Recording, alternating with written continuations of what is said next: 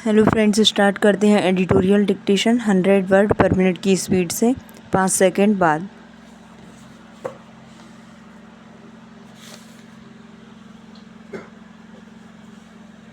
Start. लाल किले की प्राचीर से इस बार प्रधानमंत्री के संबोधन की सबसे नई बात कम्युनल सिविल कोड की जगह एक सेक्युलर सिविल कोड की स्थापना का आह्वान था। इस कथन से सर्वाधिक सुर्खियां भी बटोरी। यह दो प्रश्न खड़े करता है। क्या वास्तव में हमारे देश में पिछले 70 साल से कम्युनल या सांप्रदायिक सिविल कोड चल रहे हैं? ध्यान रहे कि भारत की सबसे बड़ी विवाह और उत्तराधिकारी संहिता हिंदू सिविल कोड है, जिसके दायरे में हमारी 3/4 आबादी आती है। स्पष्ट है कि प्रधानमंत्री की निगाह में इस्लामिक और ईसाई संहिताओं के साथ साथ हिंदू सिविल कोड भी सांप्रदायिक संहिता ही है। दूसरा प्रश्न यह है कि क्या भारत जैसे बहुधार्मिक देश में कोई सेक्युलर सिविल कोड संभव है? इसी सवाल को इस तरह से भी पूछा जा सकता है कि क्या दुनिया में कोई भी सिविल कोड सेक्युलर हो सकता है? चूँकि देश के सबसे बड़े सिविल कोड के नाम में हिंदू शब्द लगा है, इसलिए यह भ्रम हो सकता है कि उसका दायरा हिंदू समाज तक सीमित होना चाहिए, जबकि यह सिविल कोड सिख, बौद्ध और जैन समाजों को भी अपने में सम्मिलित करता है। इस लिहाज से यह भी एक बहुधार्मिक सिविल कोड है। जब डॉक्टर अंबेडकर ने इस सिविल कोड की पेशकश की थी, तब सरदार हुकुम सिंह ने उनसे पूछा था कि वे सिखों को हिंदू दायरे में क्यों समेटे दे रहे हैं। बाबा साहेब ने इसका जो जवाब दिया था वह इतिहास में दर्ज है।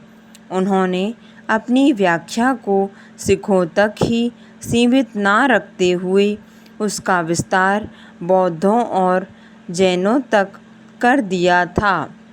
उनका कहना था कि सिख गुरुओं की तरह भगवान बुद्ध और जैन तीर्थंकरों ने ब्राह्मणों से जो भी बहस की हो, पर उन्होंने हिंदू दायरे से अलग विवाह कानून की वकालत कभी नहीं की। देखा जाए तो यह कानून अंबेडकर और नेहरू की आधुनिकतावादी और कथित सेक्युलर मंशाओं के परे हिंदू पहचान का काफ़ी विस्तार कर देता है।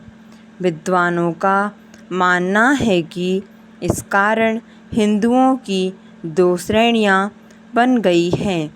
एक वे जो हिंदू परिवारों में पैदा हुए यानी जन्मना हिंदू, दूसरे वे जो सिख, बौद्ध और जैन होने के बावजूद हिंदू विवाह कानून से विनियमित होते हैं, यानी जो लीगली हिंदुत्ववादी।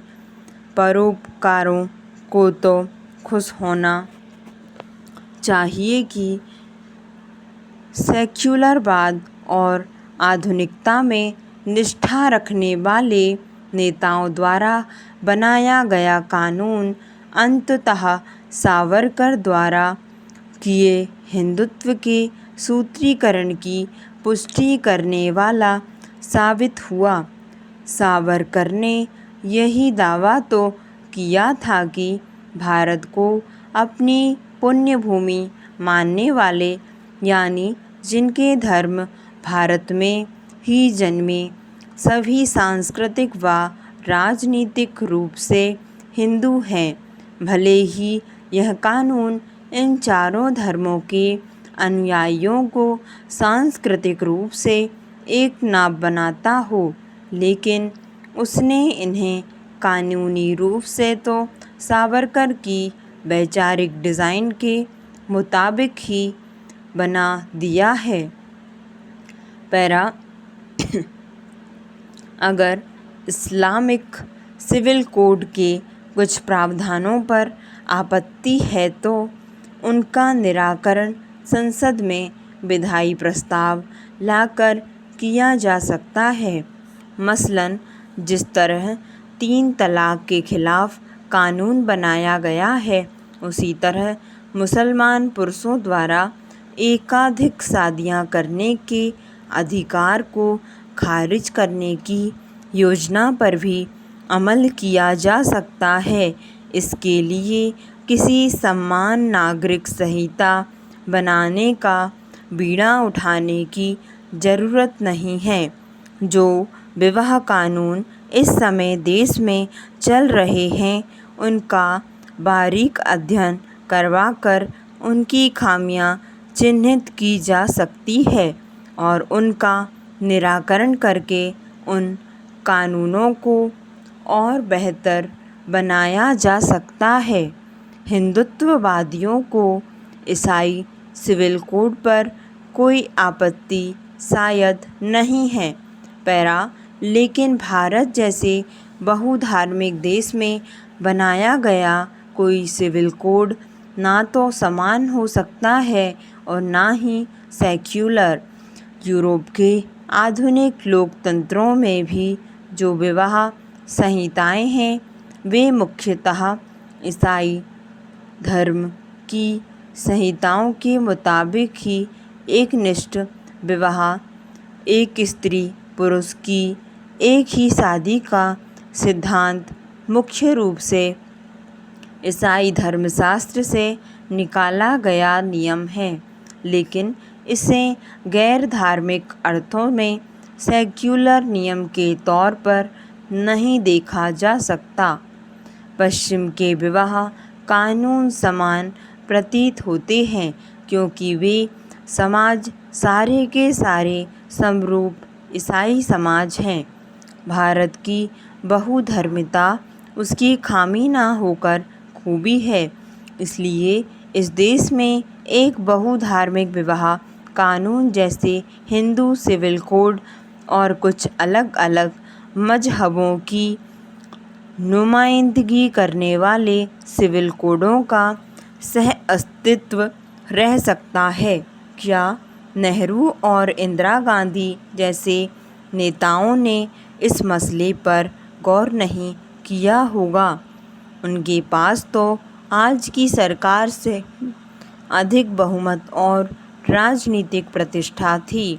संविधान के निर्देश के बावजूद आज तक समान नागरिक संहिता क्यों नहीं बन पाई?